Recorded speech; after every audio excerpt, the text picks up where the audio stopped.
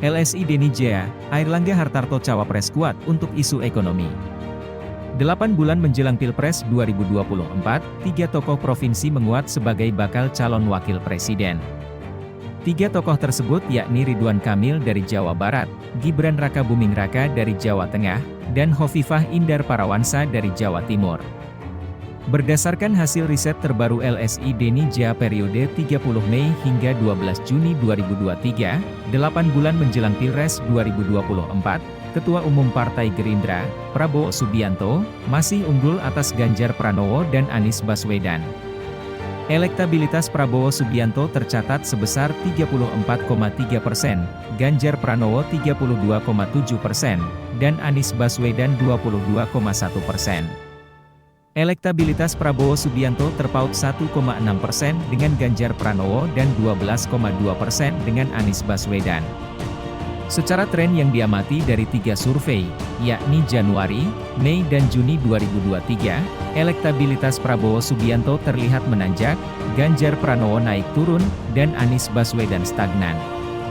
Cawapres yang dipilih oleh 3 nama teratas bursa capres diyakini akan menjadi penentu kemenangan di Pilpres 2024.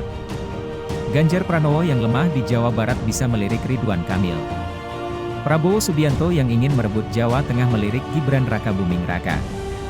Lalu, Ganjar Pranowo, Anies Baswedan, dan Prabowo Subianto yang ingin merebut Jawa Timur juga mempertimbangkan Hovifah Indar Parawansa.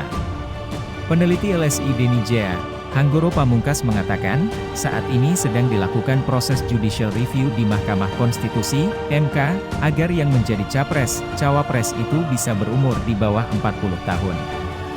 Jika ini dikabulkan MK, maka Gibran Rakabuming Raka yang belum berusia 40 tahun bisa memenuhi syarat menjadi cawapres. Ini menjadi percakapan publik. Apakah gerakan meminta judicial review ke MK agar tokoh berusia di bawah 40 tahun bisa menjadi capres atau cawapres? Itu adalah upaya agar Gibran dapat mendampingi Prabowo di 2024. Banyak pandangan berbeda soal ini, kata Hanggoro Pamungkas saat rilis survei di Jakarta, Senin, 10 Juli 2023. Menurut Hanggoro Pamungkas, cawapres yang berasal dari ketua umum atau perwakilan partai politik tetap diperlukan oleh capres yang tak cukup tiket untuk maju di Pilpres 2024. Anies Baswedan memerlukan ketua umum Partai Demokrat, Agus Harimurti Yudhoyono, AHY. Prabowo Subianto memerlukan dukungan ketua umum Partai Golkar, Airlangga Hartarto, ketua umum PKB, Muhaimin Iskandar, atau Erick Thohir yang mewakili PAN. Tanpa dukungan partai itu, syarat maju sebagai pasangan capres untuk Anies dan Prabowo tak terpenuhi, ujarnya. Di sisi lain, 2 cawapres yang paling kuat untuk isu ekonomi adalah Airlangga Hartarto dan Erick Thohir. Selain Ketua Umum Partai Golkar, Airlangga Hartarto juga seorang pengusaha dan Menteri Koordinator Perekonomian. Sedangkan, Erick Thohir adalah seorang pengusaha dan kini menjabat Menteri BUMN. Menurutnya kondisi ekonomi akibat pandemi 3 tahun membuat cawapres dengan latar kompetensi ekonomi mendapatkan nilai lebih. Airlangga Hartarto memiliki nilai tambahan lagi, di samping kompeten isu ekonomi, dia juga ketum partai besar, yakni Golkar.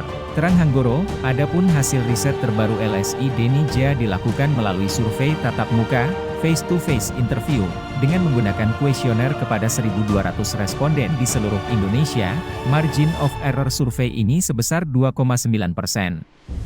Selain survei dengan metode kuantitatif, LSI Denny Jaya juga